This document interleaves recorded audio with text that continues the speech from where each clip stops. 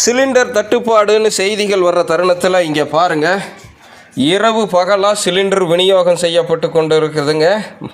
மத்திய அரசு எடுத்திருக்கக்கூடிய நடவடிக்கையின் மூலம் என்ன பிரச்சனை, அத்தியாவசிய பொருட்கள் மேலே பதுக்குனாங்க அப்படின்னா 7.5 வருஷம் வரைக்கும் சிறை தண்டனை விதிக்கப்படும் சொன்னதை ஒட்டி பறந்து டெலிவரி நடந்துக்கிட்டு இருக்குது. ஏன்னா சரியாக விநியோகிக்கலைன்னா இந்த சட்டத்தின் கீழே கேஸ் ஏஜென்சியும் வருவாங்க அப்படிங்கிறத மனசில் வச்சுக்கோங்க.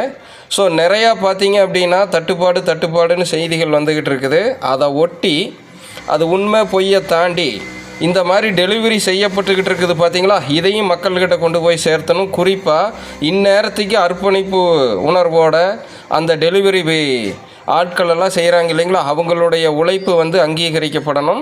இந்த மாதிரி இடைவிடாமல் டெலிவரி பண்ணுற அந்த ஏஜென்சியுடைய உழைப்பும் பார்த்திங்கன்னா மக்கள் முன்னாடி கொண்டு போய் சேர்த்தப்படணும். அதனால் இந்த காணொலியை வைக்கிறேன், தவறாமல் பகிர்ந்துடுங்க, பயப்படாதீங்க. சிலிண்டர் கிடைக்கும் அப்படின்னு அரசாங்கங்கள் உறுதி கொடுத்துருக்குது, அதற்கான சமிக்கைகள் தெரியுது. இரவு பகலாக சிலிண்டர் விநியோகிக்கப்பட்டு கொண்டு இருக்கிறது.